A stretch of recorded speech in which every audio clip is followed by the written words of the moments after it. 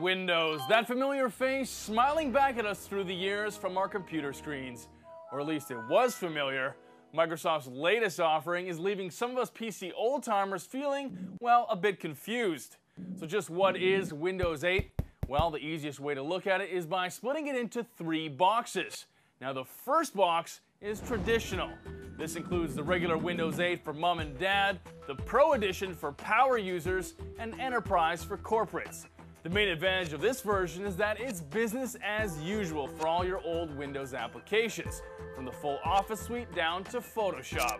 You also get access to the all-new apps from the Windows Store, but the old Start menu has been banished, replaced by the modern touch-optimized interface. This is the version that you'll find on your desktops, your all-in-ones, your Ultrabooks, and also high-end tablets. Going from the traditional desktop to something like Windows 8 can be a bit confusing, but in fact it's like having both systems in one here. You've got the modern UI elements that you can pull up, and you'll find that switching between them is actually more intuitive and simple than you might think. Box number 2 is RT. Think of this little fella as Windows 8 Lite. It's made for tablets, and like your Android and iPad, it runs on an ARM-based mobile CPU instead of one from Intel. This way the hardware is cheaper and the battery lasts longer. The downside, it only runs the new modern interface, and thus only apps from the Windows Store, not your current Windows programs. The flagship product for this version is Microsoft's Surface RT tablet with its nifty click-on keyboard. And this last box here is mobile.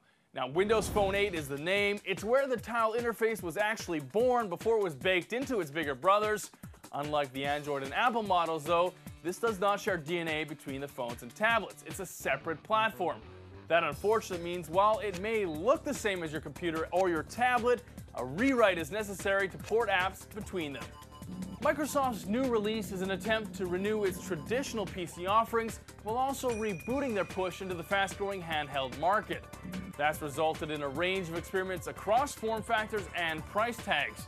With the PC industry in a bit of a funk, it is nice to see these guys taking some real risks.